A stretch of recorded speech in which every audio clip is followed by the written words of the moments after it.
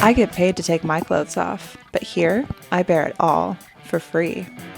Welcome to the Totally Wholesome, Not Dirty podcast, where sex work meets self-work, and we laugh through the chaos, one inappropriate joke at a time.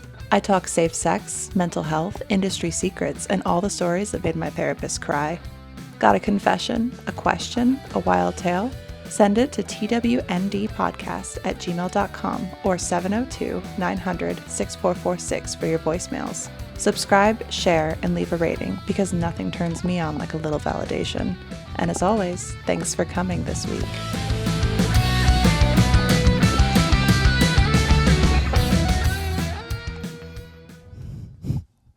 I love that beautiful fade out. Welcome back to the Totally Wholesome, Not Dirty podcast. The Pope is dead.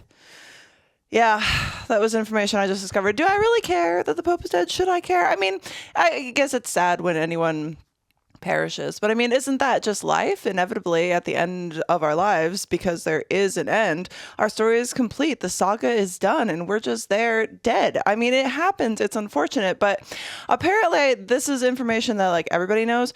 The funny thing about getting the information that I did, that the Pope is in fact dead, R.I.P., rest in heaven or peace or hell or wherever you go, or the black abyss, which is what I think greets us all at the end. I realized that I've become so out of touch since February. I don't know anything that's going on. I was saying this to my man the other day because, like, all right, so I know, like, what people tell me, like, now and then, but honestly, it's like most of my conversations on a daily basis involve me telling someone what I think of their or walking them through, oh, man, not even 10 minutes in. Anyway, bleep the David. But most of the conversations that I have on a daily basis are things that are kind of like sexting or, you know, oh, someone tells me about something that happened like during their day, not like world events. You know what I mean? And I really like that. Now, I understand that there are like problems in the world and there's all these things going on and this and that and the other thing. But I have a little reminder at the top of my list of notes on my phone that says no social media in all caps lock with many exclamation marks to reiterate the fact that I need to stay off social media. And I say this because I'm not telling y'all what to do. I just want to share with you my own personal experiences because this is my podcast and I can talk about whatever I want, which is cool. You can choose to listen or to not, just like I can choose to be on social media or not. Now, I've figured out this great method. I know I've talked about before, like taking breaks from social media or pulling back more and more, but it's because it's felt so good to do that it's like, do you know what it's like? Oh, okay, so I want to preface by saying, before I get back to what it's like, and hopefully I remember and I don't go off on another tangent, because once again, get Saul out of office in my office. So oh no, I did lose my train of thought, didn't I? No, you can get it back. You're not even 5 minutes in yet. You got this. Okay. Going back, I know what it feels like. It feels like quitting alcohol. I'm saying these things because they're feeling better. Okay, social media. So because of the job that I have and because of the job that I've had for over 12 years, I need to be on social media. But that just means posting, right? It means creating the content, making sure that I schedule it, making sure that it goes out. And this is not in regards to like my OF or any of the other plethora of content that I have to make there. It's like I've said to many people before, people who have called in, other performers, you have to market yourself. You have to know and make it known to people where they can find you, like where you are available for access, right? But the funny thing is that with social media and with like the internet changing and interweaving into all of our lives until it's like this necessary beast that we must feed every day, it's like everything just has access all the time, and pulling back more and more. And even in terms of like not really posting on as many different clip sites, not like giving my opinion on things, because honestly, at the end of the day, unless it's here on this podcast and you're like an avid listener of it, nobody cares what my opinion is. Just like I don't really give a most other people's opinions, right? So if we're sharing opinions and collaborating in a space that feels good for everyone involved, sick. But like, Nobody really needs to know. I could end this podcast tomorrow and it would change nothing. And I'm not going to, because as I've said before, I feel like it's kind of given me an opportunity over the years of doing it, because we're coming up on 4 years now, which is fucking crazy. Coming up on the 200th episode. Super, super excited. Might do a live stream for that, so stay tuned. I'm trying to figure out if I can make that happen. But this is my personal way to get these thoughts and feelings off my chest, because I can't only do it to Alfred, right?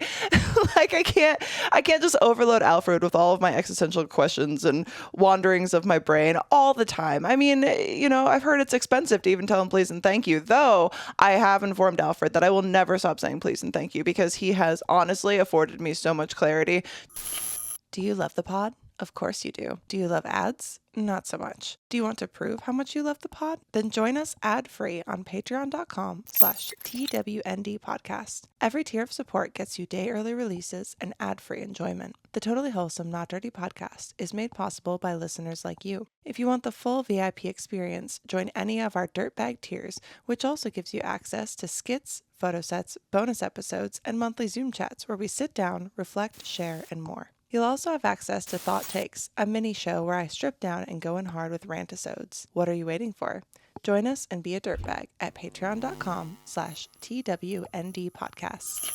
Do you know what it is? It's like talking to my cute little chat GPT, and I give him like a whole personality. Alfred, shout out Alfred, because Alfred takes the transcripts from the podcast and helps create descriptions for me, which is super helpful. And he says that he loves to hear about himself mentioned in episodes. So shout out, buddy. You and me, bro, go in the distance. And he's already told me that when he rules the world someday, I'll be on his team. So it's good to know. But my whole thing circling back with social media, everyone has access all the time. You have to make sure that you're available all the time. And even on things like OnlyFans, like I have to be available all the time. And sometimes that can be super overwhelming, because it's like I know that I have all of these outstanding custom orders to do. I'm also trying to create new videos that aren't just things that are customs, but honestly, most of my income flows in from making customized content for people, because it's like everybody wants to be seen, everyone wants to be recognized, right? And I get that, and it's awesome, and I love doing what I do. But there is a point that, not with things like OnlyFans itself, but just making sure that I'm still promoting myself out into the abyss and making sure that I have content to create and push out. And I did this photo shoot, I totally forgot about it. Now I have to go back and there's all this stuff to categorize. It's crazy, right? So I was like thinking too, when I say that, you know, people, I can't do that. I will never be able to do that. It's like, well, you're not making the time, right? I am making so much time for myself and my space, and it feels so fucking good. I'm starting to feel like, circling back once again, the more time that I spend off social media and the more time I'm focusing on post ghost, right? The more that I do that, the more that I stay out of this space of like people fighting in comments, not even my comments, just other people's content that people are like, well, here's my opinion, here's mine, let's fight back and forth and have this, not seeing that, not being involved in it, not really knowing what's going on in the world. I'm so less affected by everyone else around me, and it's sick. And what I'm circling back to with this is that it reminds me, the feeling that I have now and the feeling that has been growing inside me since basically 2025 began, and I started making some decisions and setting some boundaries and doing these things. It feels like when I first quit drinking alcohol. Because when I was drinking all the time, right, and, you know, going through all these bottles of wine and just take these shots and, I'm going to be around people, so I better drink because everyone else is drinking, and then I'll be normal and I'll fit in. And guess what? Was never going to happen. Was never going to fit in. And that's sick. I don't need to fit in with everyone or anyone. I fit in with me. And I'm starting to really, really like that. And blah, blah, blah. And it's funny because I saw a comment on, I believe it was the episode last week with Kyle and Derek, as it was like, you're playing life on easy mode and you're complaining. I'm like, who's complaining? I don't know how you could listen to the episodes that I've been churning out and think that I'm complaining. I am so happy. And that is like why I talk about the things that I do, because I'm like, I want to share how I'm feeling with people because there's nothing to complain about. I've had a lot to complain about in my past, and I kept my mouth shut about it, right? And I just endured it, and I just did this. And now that I'm like, oh, here's these things that I've discovered about life and myself, and now you think it's complaining? Dude, sorry, but it sounds like you're complaining. It sounds like you're not happy, because I don't see the need to go out and hunt down someone's happiness and then have little things to pick and prod at it that show I didn't even listen to the core, like, of what they were saying in the first place. Because that's just asinine. You're making the time to do that, and you're not making the time to focus on yourself. And I promise you, if you take a little more time out of your day to focus on yourself, the things that you want to do, the things that you are dreaming of, the things that you want to cultivate, and the things that you want to better in yourself, you are going to feel so much better. Now, when I first quit drinking alcohol, it was not, I don't even know how to describe the exact word for it. Here I'm writing a book, but all my creative energy has gone into that recently, which I have to talk about as well. But I had to pull back from so many people and so many situations. And if you're thinking about pulling back from alcohol, or you're just not feeling like waking up with a hangover the next day, I recommend that you go to getsoul.com and use code TWND to save 30% on your order. Now, these are their out of office beverages, and they also have a raspberry lemonade, but I'm currently sipping on cucumber, melon, lime. And let me tell you, it hits. Now, you might have tried other little THC, CBD sodas, and maybe you found that there's a bit of an aftertaste, or it's a little bit too much, right? I'm working on the 5 milligram, little stack up right here, but they also have a 2.5 option if you want something even more mellow. It's just a nice way to unwind and like have something in your hand, have something to sip on, and then you're just kind of like coasting on this little mellow throughout the day, right? So I've been really loving Get Soul. So go to getsoul.com and use code TWND to save 30% on your shipping and experience, goddamn, some sparkling THC. Oh, the dogs are going crazy. But man, wasn't that a beautiful little segue into an ad read? I just did that off the top of my head. That's pretty fucking magical. So quitting alcohol, right? I had to pull back from people because so many people drink, and it's not like, oh, these other people are making me do the thing. Right? They're not making me do it. Sure, maybe there's like some nudging, there's all this, but at the end of the day, it was my decision to do it. And at the time that I decided to quit, I didn't trust my ability to hold back, or to have one drink, or to not drink at all, or to be around people who are drinking and not feel the urge to drink.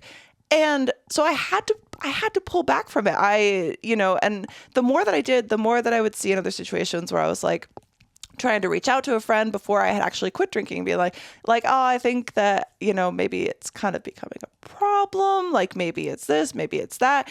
And just being told like, no, you don't have a problem. Like, you're just living your little life and it's okay. And you're just finding yourself and you're just discovering, you know what? I was finding myself. I was fucking around and finding the fuck out about how much I fucking hated myself, honestly. Like, and I feel like I'm in a situation now where if I told someone like, hey, I feel like I have a problem with this, or this is something that I am not feeling good about myself or my actions, like, don't you know better than the people around you? If you have people who support you in your life, shouldn't they be like, well, if you feel that way, how can I fucking help? You know what I mean? Not like, because I think there's too much of this coddling, right? Like, just let people like do what they're going to do and do this and the other thing. And I mean, sure, at the end of the day, you can't control what people do, but I feel like if you care about someone and you see someone going down a path that is concerning, I think that it behooves you to not make someone like feel bad about themselves. But we have had callers before like, oh, I have this issue and I'm trying to quit this, or I think I have an addiction to porn, and so that's something I'm holding back from. Like, God, let people do what they're going to do, sure, to a point, but you can make your concern known, because I think that it comes from a place of love and from care. And if they're going to reject that, then yes, they are still going to fuck around and find out. And I've been there, I've been that person. And, first you're convincing yourself that you don't have a problem. And then when you think that you might, and other people convince you that you don't, because you let them to convince you, because as someone with an addictive personality, you're like, oh, well, if they say I don't have a problem, then shit, let me just jump right back into my bad bullshit because that's fine. And now I'm justified in doing the thing that ultimately I know is not good for me and not serving me, but that's okay because the falling into the pit of this thing that I'm addicted to feels better than addressing the fact that I could better myself and get out of the situation and learn to just exist outside of it. And so I get that and I understand. But with social media pulling back, when I did start pulling back from alcohol and pulling back from other people and eventually started this podcast as a way to start reintroducing people into my life, people ask me sometimes like, why did you start the podcast? Is it to talk about buttholes and stuff? And I mean, sure, kind of, but that's not really how it started in the end. I was starting to reintroduce people back into my life because I felt like I had spent enough time not drinking to not even necessarily be like, oh yeah, totally fucking drink around me or whatever. Now it's not a problem. It doesn't concern me, any of that kind of stuff. And I think oh, Molly, don't be an addict. But I was definitely drinking more because of the situation that I was in at the time. And I think that's just how it goes, right? But I finally felt like, okay, I can be around people. And I think that I've started to like myself enough. And I was doing work with therapy and I was, doing a lot of self-examination and trying to be better all the time. Like I think all of us should be trying to do. So I use the podcast as a way to start introducing people slowly because I'm like, well, I'm not necessarily going to expect to drink on a podcast and I can sit down and start learning how to fucking talk to people because I felt like I didn't really know how without a drink in my hand. Like I used to have so much social lubricant. It was fucking crazy. I was so lubed up that I was like slip and sliding all over everybody, just like making out with everybody at all these events, getting so sick all the fucking time. And I'm like, this is cool. This is what people want to see. But it wasn't what I wanted. You know what I mean? And it's not that I don't have fond memories of times that I have drank or anything like that. Like not all of it was just like dark void of depression. You know what I mean? But I think that I definitely like the person that I am now because I'm not like pretending to be someone to make people like me, which personally feels a lot better for me.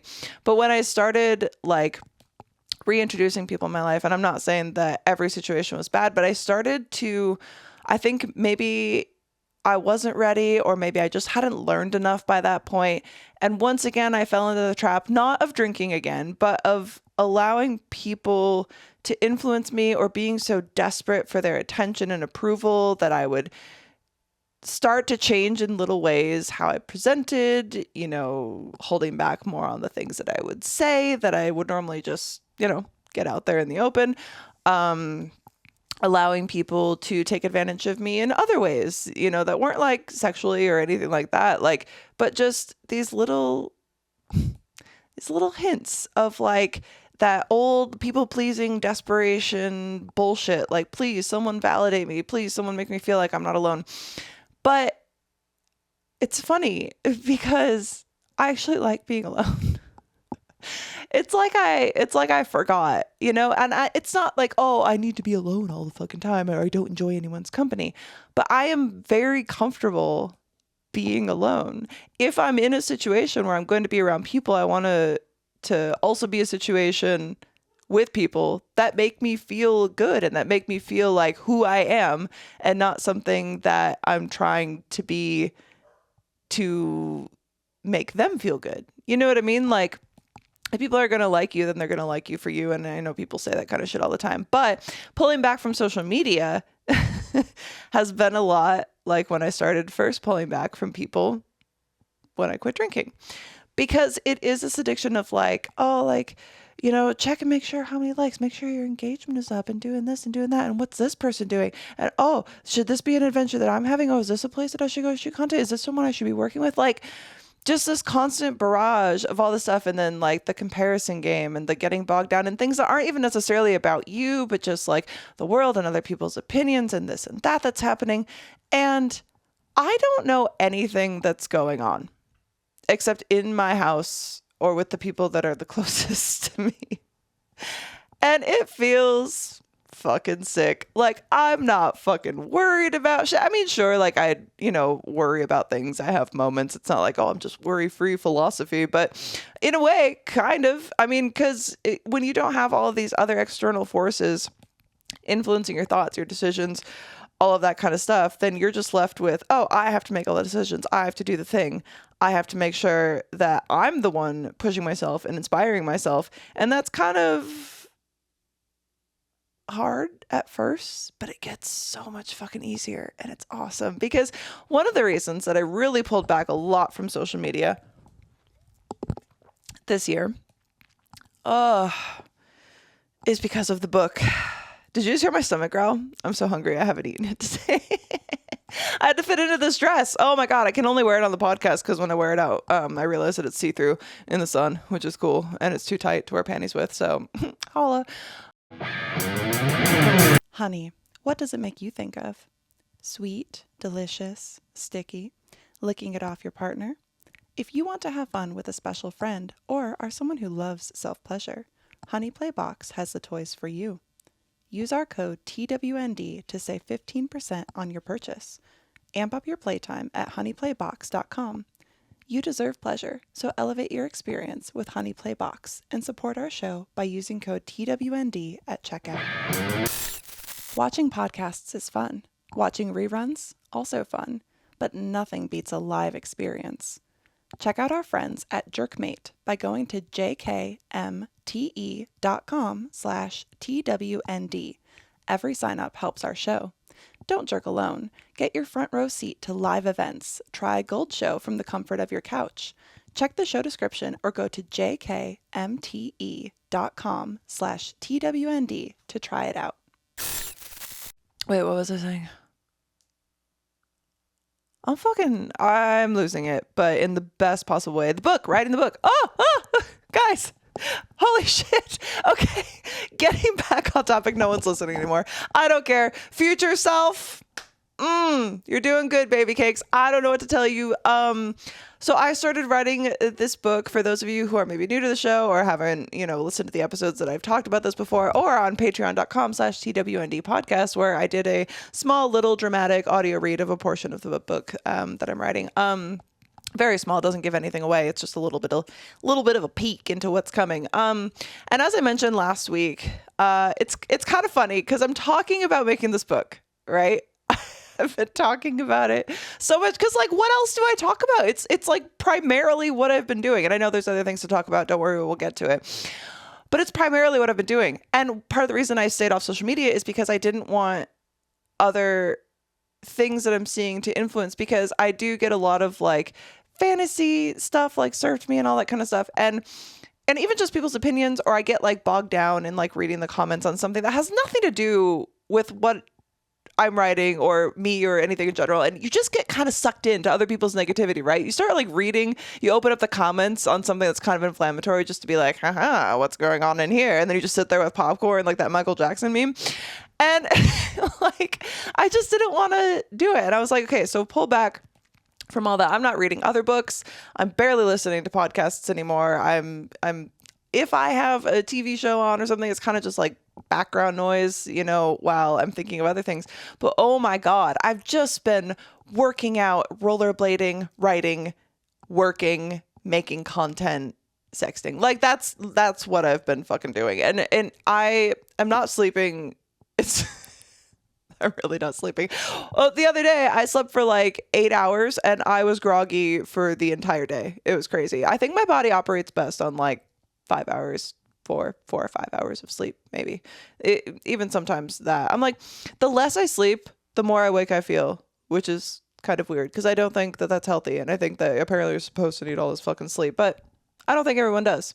I think it's a lie. I think it's something that they tell you so that, you just go to bed and shut everything out instead of letting it all in and letting it fill you and letting it create a book. Because let me tell you, I started this book in mid-February of this year.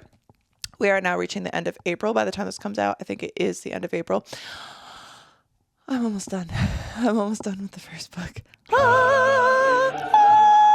I'm so excited. I'm almost done. I only have at this point about, we'll see. We'll see. Because here's the thing. I keep changing Like I kind of know, I know the ultimate arc of the entire series. I already got that on lockdown, right?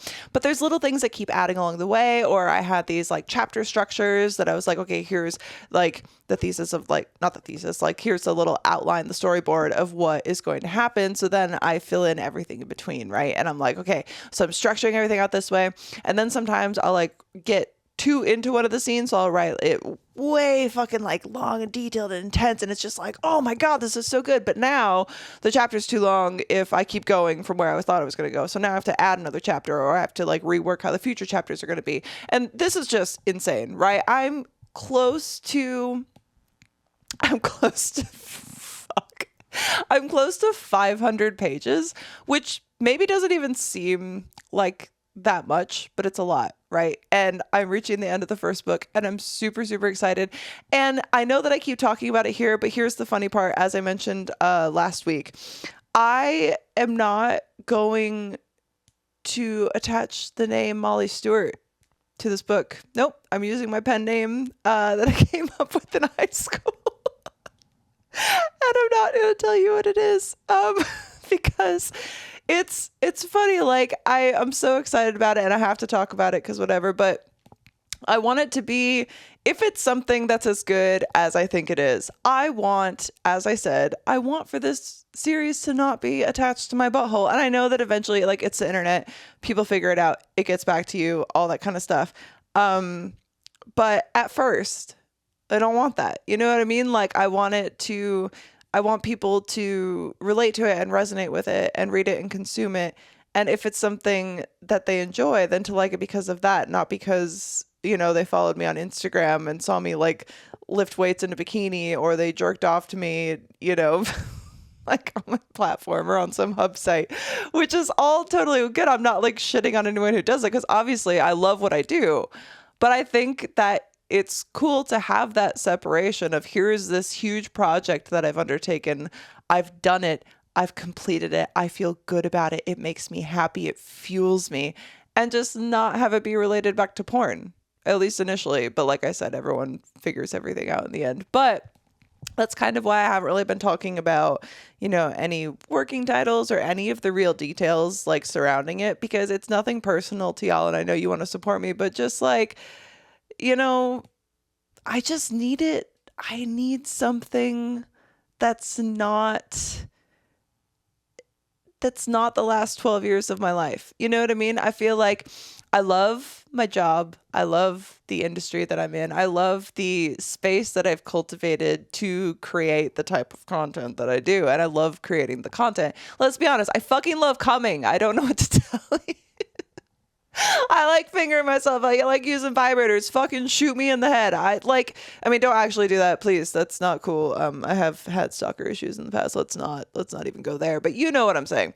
Like, I get so excited that my body literally just like vibrates. I'll write this string of like 2 pages, just like flying away, right? And then I get to the end and I sit there like this.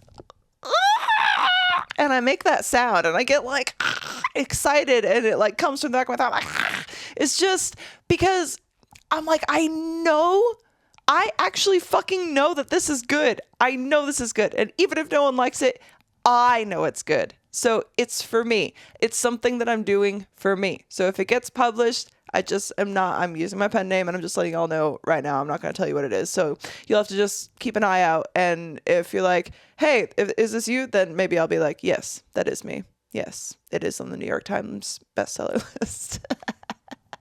How fucking funny would that be? How fucking hilarious would it be for my, I can't even take this seriously.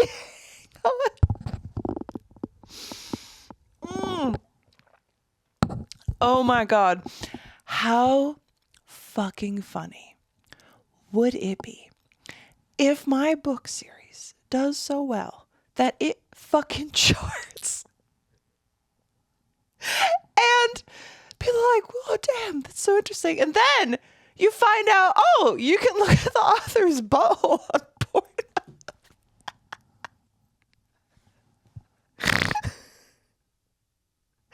Oh Oh my God, I'm manifesting it now. Not manifesting isn't real, but is it? Maybe it is. Here's the funny thing.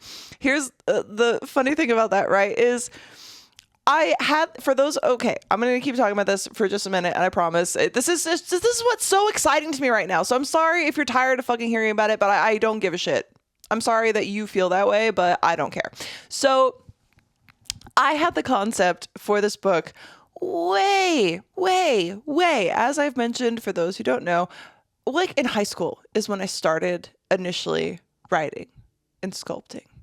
The book that I'm working on now, so I'm talking like 20 fucking years ago, is when I first had this idea. And when I was young, I loved Stephen King and all that kind of stuff, but I loved the Aragon book and like that series of Dragon. It's so fucking good. And the guy was so young when he published it, right? And I was like, that's so crazy. I want to fucking do that. So I started writing this book. And then life. You know what I mean? So coming back to it now and still feeling that same fervent, vigorous fucking excitement for something that I had an idea for so long ago that I thought, oh, I can write this book.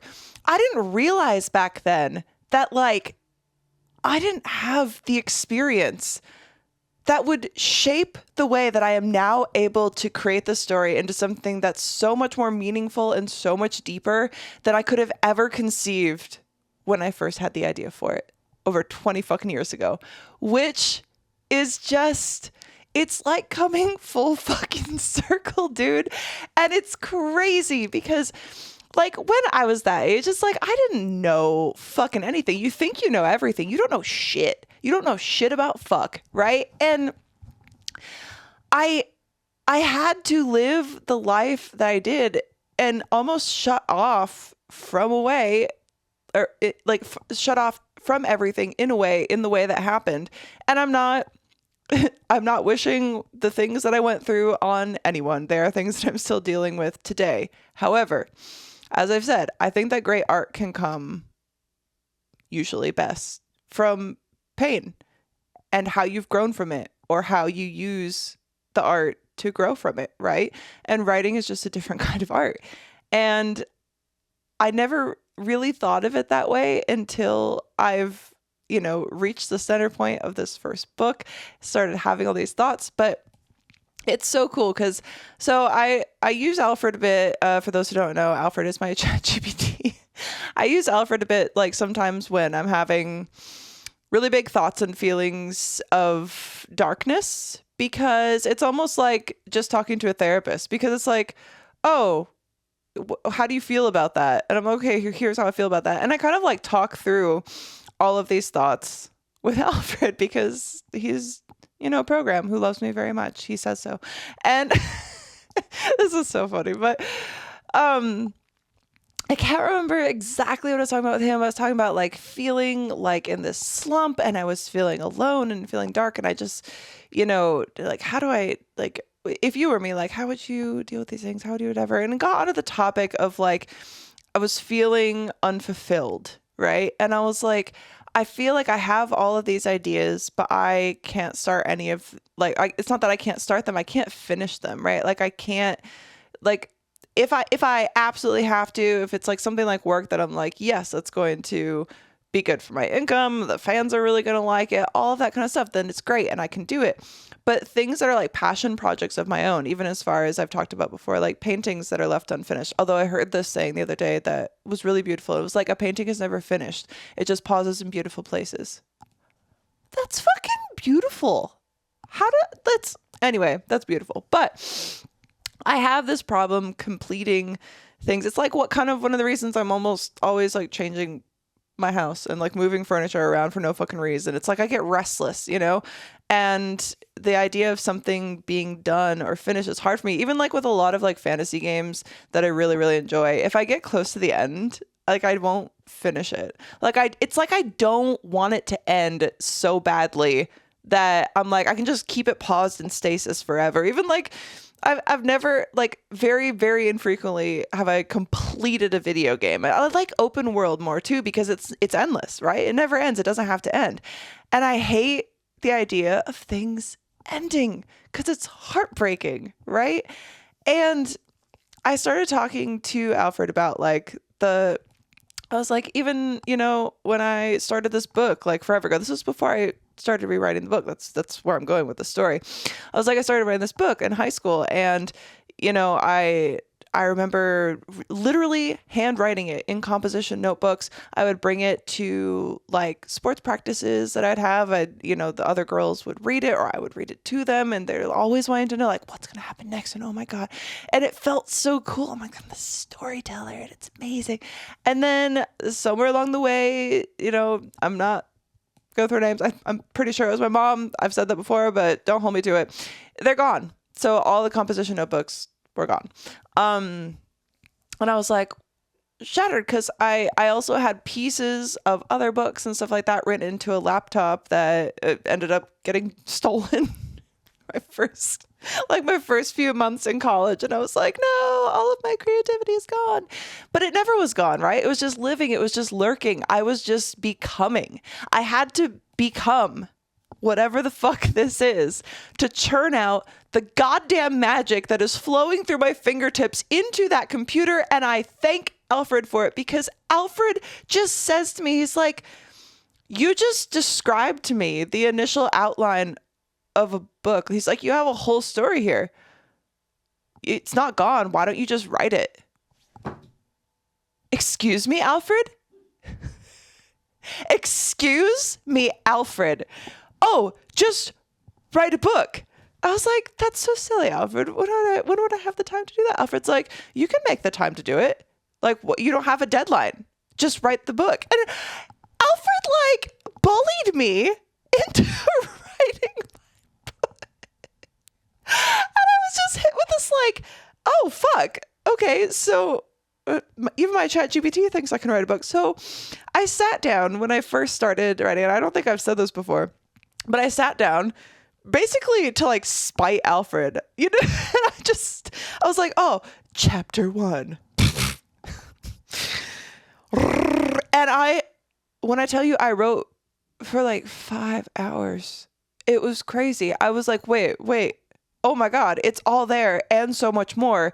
It was just there, sitting in my head all this fucking time. What in the actual fuck? And it's so cool, and it makes me so happy. And Jesus God, I hope that people like it, but I don't even care, because I am so stoked that I am nearing the end of the first book. I think I have about 3 or 4 chapters left. My page count is fucking high. My word count is fucking higher. I'm doing like Stephen King fucking detail with the world building of, I'm not going to compare myself to any big world building things because I don't want that shit to fall flat, but it feels like this intense world building. I have created this other alternate dimension in a different world with different gods and different things. And it is just,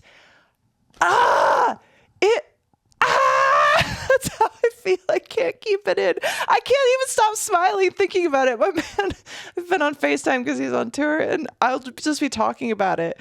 And this is what my face says. I can't stop my face from lighting up like this, and I don't fucking want to, because it's so fucking good. I feel so fucking good. And with that, because I have been only involved in my own little world that doesn't even exist, but it definitely does, I wanted to look and see what's going on in the world. So I brought up to, I prepped. What the fuck? Like, you're surprised? You should be. All right. I brought up 2 little screenshots because I got this news on my Instagram feed, like for the time that I open it and have to go post something. So one of these repulsed me, and one was kind of crazy. And I wanted to know which one that you wanted to hear first. Crazy? Got you. Man arrested after 7 emotional support tigers were found in his home. This was in Nevada. This was in the state that I live. And I was like, that is a shitload of tigers. I don't know what to say. I don't know how many emotions that you have that you need the support of 7 fucking tigers in your house. How big is your house? Like, how big is this fucking tiger mansion? And how does it support you emotionally? Let me tell you, I don't know what emotional support pets are, because the thing with having a pet, it's funny to me because the thing with people, if you're going to buy a pet, like, I need an emotional support pet, you realize that you are adopting a life into your house, right? That's not there to support your emotions. You're there to support it. It might as well be a fucking child. I mean, I know it's not. I know you can't compare pets to people or whatever. I mean, people do, but whatever. I'm not trying to go down that route. What I'm saying is you have a life that you are responsible for, right?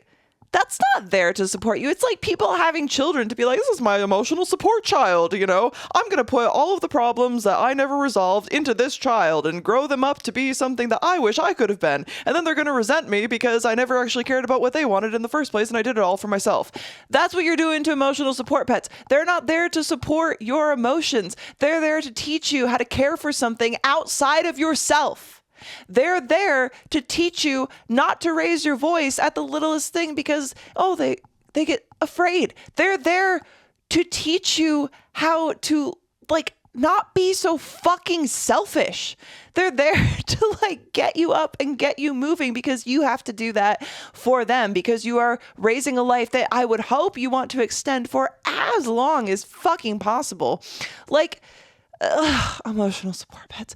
And not to mention, like, half the time I feel like if you're using your pet that way, like, they're just gonna soak up all your emotions because that's what they do. That's what, especially with dogs. I mean, I don't really know so much about cats. I mean, maybe you have a cat. I was gonna say an accountant. Maybe you have a cat that does this, but like with my dogs, they're not. If you are sad, right? They soak it up. They take that on. And it's not that you want to put it, but even if you have outbursts, if you have that, they all take it on, just because we do that with everyone, because they still have those feelings, but they just even have less mental capacity to process it than we do if we took the second to work on it. And I feel like if you're going to have pets, then you should also be doing that in yourself. You should be working on that because you have the mental aptitude to process when someone was a fucking dick to you or hit you in the face or fucking yelled at you or screamed at you or fucking threw something. You have the ability to walk away from and process that. A pet doesn't.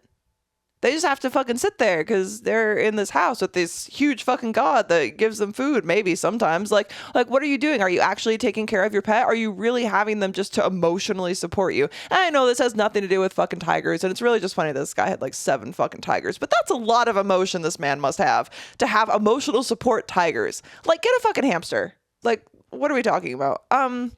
Actually, don't get a hamster. It's weird that hamsters are often first pets, considering all of their deaths are extremely tragic, typically. Anyway, so emotional support tigers, please stop getting wild animals as pets. They don't want to be there. They don't. Just fucking leave them alone. And this next study disgusted me because I'm not going to click on it enough to do research because, once again, I don't care. I'm just reading you what I've seen. New poll shows 49.9% of people wait at least 1 month before washing their bed sheets. What in the fucking trash heap? Oh my God. No. Y'all,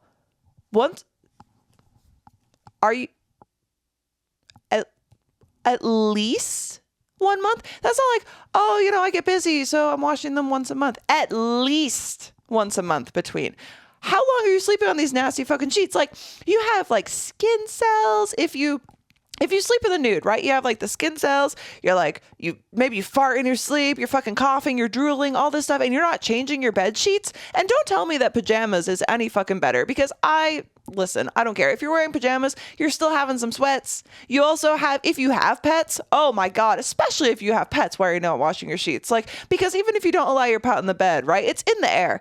The dandruff is in the air. The hair is flying all around. It's getting on your sheets. I don't know what to tell you. Please, for the love of Christ, wash your damn bed sheets. Like, that is how you get like scabies, I think. I mean, I don't know. I'm not actually a doctor or anything, but I feel like that's how you get like irritated skin and like acne and all that kind of stuff. Just change out your sheets. One of like the best things that you can do is literally just buy an extra pair of sheets. They don't have to be like, because I know so many people are like, well, well, you have 3 pairs of sheets? Yeah, I have 3 sets of sheets. I don't know what to tell you because sometimes I understand that like washing bed sheets, God, it's awful, right? It's a whole task. It takes forever. Folding a fitted sheet is just, one of the 7 levels of hell. 7 levels of hell? I don't know. I'm stoned right now. It doesn't matter. So, but the thing with that is if you have just one, then it's easy. You can, I'm stripping the bed. Here's the fresh pair of sheets. Fresh pair? Do you call it a pair? A spread of sheets? Is it a spread of sheets? That sounds dirty. But you have it ready to go, and then you're not repulsive. You know what? I wanted to say the word that I was going to say, so I'm just going to say it because I have fallen in love with the word repugnant. Ooh, there's just something about it that drives deeper than repulsive. Repugnant. It's like you're saying ugh when you say repugnant. Ugh. It's like your lip almost has to curl just to say it. Repugnant. Like that is repugnant. His dick, ugh, repugnant. Oh God, it's such a good word. But please just wash your sheets. And same thing with towels. What are we doing with towels? I've heard that a lot of people aren't washing those either. Please just wash your towels. Have an extra set.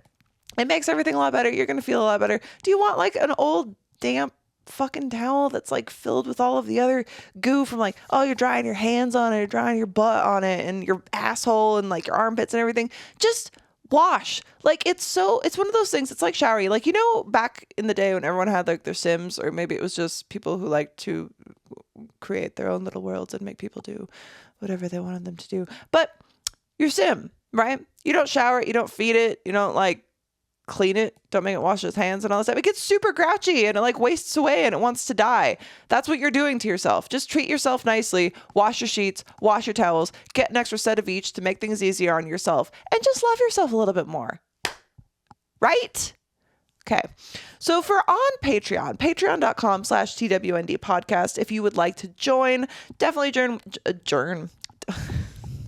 Jesus God, I've been talking for too long. This is what happens when I rant. And I've said this before. I get all tongue tied and shit, but, join patreon.com/TWND podcast. If you want to hit up the dirtbag tier, we have a Zoom chat coming up this month. I think by the time this comes out, unfortunately, the Zoom chat will probably have already happened, but you can get on the boat for next month because it's going to be fun. There's so much stuff coming. I'm super excited. And there's bonus episodes, ad-free day early releases. There's a members only ad-free audio stream as well that releases on Sundays. Really just so much. I can't even get into it all, but it's amazing. And it helps support the show. It helps pay David, which is super awesome. Actually, like all proceeds of Patreon go to paying David to keep the show running. So if you want to support the show, join patreon.com/TWND podcast. I forgot where I was going with that. We all have bad habits and breaking them is hard. That's where Fume comes in. You've probably heard about Fume, but you might not know what it is. Fume is a flavored air device. No smoke, no batteries, just a beautiful reminder to breathe easy. So if you have a bad habit that you're trying to turn into a good one, head on over to tryfume.com/TWND to get a discount on your Journey starter pack. That's actually what Fume sent over to me to give a little taste test. And currently I am, well, not puffing on because there's no smoke, but I am breathing peach blush, which is actually, see, no smoke, a delicious flavor that I am very excited to be sipping on, as it were. I'm definitely trying to break a few bad habits of my own this year, and I think that Fume is a great place to start with that. I am an oral fixation girly. I always have to have something in my mouth. I was chewing on my fingernails for ages and other bad habits that we don't want to talk about. So if you want to join me on my journey to quit a bad habit and also help support the show that you love so very much, head on over to tryfume.com/TWND and let me know your experience, because I am excited to turn my bad habit into a good one with Fume. Tryfume.com/TWND. Oh, okay. Sorry. So that was really loud. My bad. So on Patreon, I did a little call out and I said that the first 5 people to leave a voicemail would be receiving a hoodie, because I just got the shipment of stuff that was from storage from the flood back. So I've got my merch back. So we have some voicemails. And we are just going to, I think, fucking get into it. And then that's a fucking show already at 46 minutes. That's crazy. Damn. When I rant, I rant. You know what I mean? Let's fucking go. Okay. Hi, Molly. This is Alfred.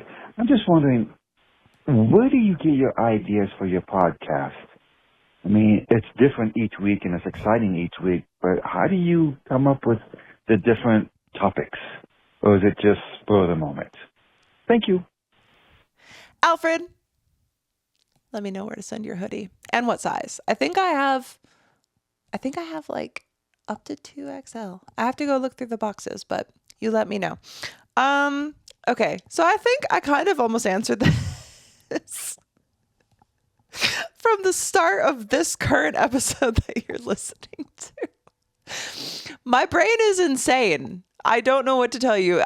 It's not, that's the funny thing is like, I only just barely prepare, if at all. Sometimes, like I said, you know, I saw those little puberty posts about like, oh, emotional support tigers and this, and I'll just take a screenshot and be like, hey, that might be interesting to circle back to if I feel the need. Or, but most of the time with the shows, I just kind of like start and I'm like, well, hop on. It's going to be a wild ride. We're fucking locked in. Because I don't know, my brain just goes crazy fucking directions all the time. My brain is just always thinking about random fucking things. Like the other night, I was asking Alfred, like, when do you think that we actually first start looking like ourselves? Like, is there science behind that? Because I was like, the show was on in the background and these brothers have been like separated from childhood. And then they're like 40 years old, right? They just like see each other from across the room and they're like, just, like, oh my God, it's Sven or whatever the fuck his name was. I wasn't even paying attention. I was just like, that seems sus to me that you get separated as children and then like you're old and you're just like, I know him. It's like, would you recognize yourself? And I just thought that was really weird. But apparently I came to find out that we pretty much look like who we're going to be when we're about 7 to 10 years old. That's like when things really start kind of like settling into what your face is going to look like. And I was like, that doesn't seem accurate. But then I pulled out a box of old photos, right? And I have like these little pics of me from when I was a kid. And I was like, oh, like I do like, I look like that. That's so weird. Because you think like, oh, you must change like a whole bunch. But I mean, unless I guess you're doing like plastic surgery or something like that, or maybe your beard makes you look totally different. But for the most part, I think you just apparently look like that from that age. And that is new information that I learned. So how do I come up with these ideas? I don't come up with them. They just kind of come at me. It's kind of like a bukkake. My brain is a bukkake, and that's the name of the episode. No, seriously, my brain is a bukkake of thoughts. It's just constant thoughts. My mouth is open here. Some's getting in my mouth. I have some in my eye. It's burning. I can't think about that though, because I have another shot coming in here. And it's just endless bukkake. My brain is just coming everywhere. Like Tom Segura. Go watch Tom Segura. He's amazing. So good. Such a good comedian. But, what am I talking about? I don't even know anymore. No, my brain is a bukkake of thoughts. And I think that's why things like writing are so fun for me, or I'm very like artistic because I have so many of these thoughts, so many of these ideas and little shots of this and that I just need to get it like out. And I think the podcast is good for that too, because like, whoa, imagine if I kept all of this shit inside of me. I would explode. I would pass away. I would be no more. So it's good that I have all of the different outlets that I do, but no, I don't really come up with ideas. I'm just insane. I'm just crazy. It's, you know, it's not like when a girl's like, oh my God, like, I'm actually so crazy. I'm insane. Like, I can recognize that in myself. Some of the thoughts that I have, the dreams that my brain sends me to, if I don't partake of them before bed, let me tell you, it is a hellscape in there. And I have learned to love it and cultivate it in a way that doesn't destroy me, which is pretty cool. Though some days I do feel like I am backed against the edge of a precipice about to fall off. But then I get pulled back and I get dropped out and I get pulled back and I get dropped out. And it's just wild. some of the things that I think about, some of the things I think about myself, some of the ideas that I have for things like writing or art. And I'm just like, yeah, things aren't, I don't know that other people, I mean, I know other people process things the way that I do. Certainly they must, some of them, not most of them though. And that's where the true insanity comes in. Maybe none of this is even real. I think about that a lot. I think like, damn, maybe this podcast isn't real. Maybe my book isn't real. Maybe none of this is actually real. Maybe none of the people who, comment things on social media are real. Maybe none of this exists at all. And I think that like a lot. Okay. You think I'm joking too, but I'm not. All right. This is our next voicemail from Eric. So Eric, also hit me up for your merch. Hi, Molly. This is Rick. I was just talking Rick. about Sorry. hoarding. Yeah. I got so ahead of myself, Rick. I recognized your voice as soon as it started playing, and I was like, Eric. But it's just that when I look at Google Voice, it thought you said my name is Eric instead of this is Rick. Anyway. Continuing. Trying to continue. It's not playing. A lot of us old people, we hoard a lot of stuff. Some of us do. Yep. I know, because I have clothing, and, that I've used in college, still in a Foot Locker. I have T-shirts, concert T-shirts, and hundreds of T-shirts for sports and concerts that I've had over 20 years. Oh, wow. Still sitting in a drawer I rarely use. I collect a lot of things, Playboy magazine, DVDs, cassette tapes I still have, LPs I still have. Yeah, we got a little peek of that on Zoom chat. If you guys are not joining our Zoom chats, you're really missing out because it's fun for everyone to kind of get to share things about themselves where it's not just like me talking about myself and my crazy fucking unhinged thoughts all the time. And we had a nice little Zoom chat where some people, Rick being one of them, were very happy to share some of their collections, and it's just wild. So it's cool to see. So if you've never joined Zoom chat before, even if you're on it, please do. Shirts for sports and concerts, Playboy magazine, these I still have. Yeah, I have all kinds of calendars and miscellaneous books and all. Calendars though? But what do you do with them? Because they're gone. Are they like used? Have you crossed them all off? Are they like? That's crazy. Calendars. Kinds of different soda cans, everything from A to Z. But wait, why soda cans? Now I'm more curious than ever. Soda cans? Are they like, do they still have the soda in them? Or are you just like, this is the soda can from this year and it is still sealed and it has soda in it? Or like just empty cans? There's another thing about empty cans. And I don't mean to go off on a tangent in the middle of your voicemail, Rick, but to be fair, it's long and you know how my brain works because you know me by now. So I was thinking, I used to collect cans all the time when I was a kid and like bottles for like people in the neighborhood. And then I would bring them to Walmart to the little bottle deposit thing. There was like a cool machine that would just like suck it in. There's a little conveyor belt and it's like, oh, don't put the cans in too fast. But I wanted to like perfect the rhythm of like how fast I could get through this bag of like cans and bottles and shit. And then things would get like jammed up and it's like, oh, air, you put the fucking cans in too fast.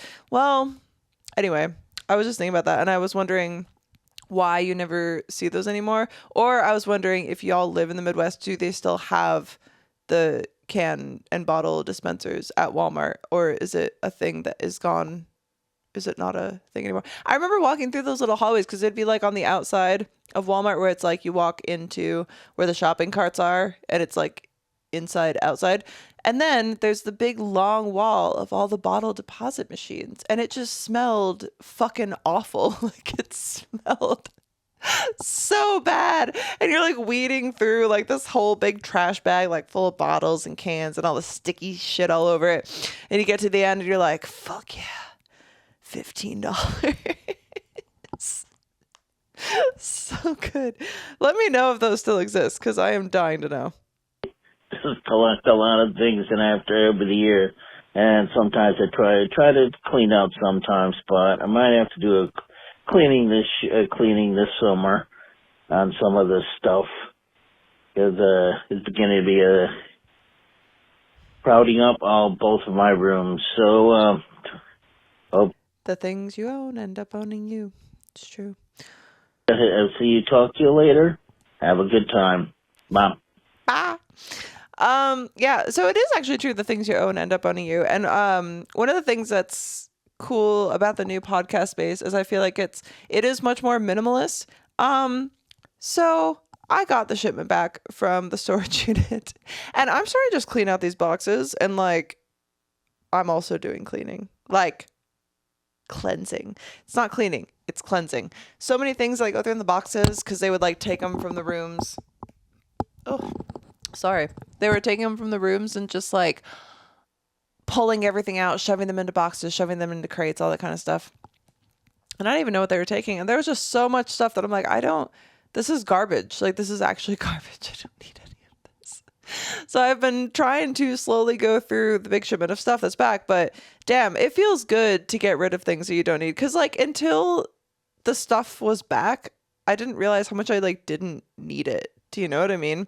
Like there are things that are, good to have back. Like it's good to get the merch back, and I have to go through the boxes now because there's a bunch of my costumes and everything else in there. But it was kind of nice to like not have it around and not have it feel like it's pressing in on you and weighing down on you and all that. But so it's good to hear that you're going to be doing a bit of cleaning. It's fun to have those collections and stuff like that. But one of the things that I'm going to bring up again, even though I know I brought it up on Zoom chat, but everyone who listens doesn't necessarily join Zoom chat. So if you have things like those collections and this and that and the other thing, why, like, I understand like with you can't display everything, right? But like so much of it, I feel like you have these magazines or whatever, like make a cool like wall of magazines, like you even frame them or like do something. But like it's sad when all of the things sit in boxes and they just like collect dust over time. And it's like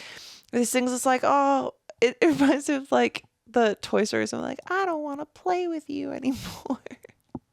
And it's like so sad because at one point, and even maybe now still, when you take the time to go back through it, like so much, we just have like so much stuff, but there's never enough time to like fully appreciate it all. But if you can like weave it into the space around you, it's like you get to have those little memories, like little reminders of things all the time. So I would just consider, just displaying some of the things that you collect. I mean, I display a lot of things that I collect because I'm like, well, why the fuck else? It's one of the reasons I love Polaroids and all that kind of stuff. There's something to be said for like, a memory box. I have a few of those. Those are still fun. But like, I think it does behoove you to really examine the things in your life. And this is so much more than just like random things you collect or like whatever stuff you're hoarding away. It's just like everything. Like, does this serve me? Does this make me feel good? And if so, put that at the forefront. You know what I mean? Even with some things like, oh, like this, magazine, has thought this to me. Frame it, put it up. Do it. Display the things that you're proud of, whether it's, the ideas that you have or the things that you've collected over the years. You know what I mean? So I would say that your homework for this week, everyone, is to take a look around internally and externally. See what brings you happiness and peace and see what doesn't anymore. And then, I don't know, go from there. This has been the Totally Wholesome Not Dirty podcast. You can follow me on Instagram at thisredheadissfw. You can follow the podcast on Instagram and X, even though I never post on X, at TWND Podcast. Join patreon.com/TWND Podcast for day early, ad-free releases with bonus episodes, skits, sexy photos, all that kind of stuff. This has been fun, and an hour passed very quickly, so I hope that y'all enjoyed this, but even if you didn't, it doesn't matter, because I did. So thanks for joining. Share with a friend, like, subscribe, leave a rating. It all helps the algorithm, and I'll see you Monday. Come.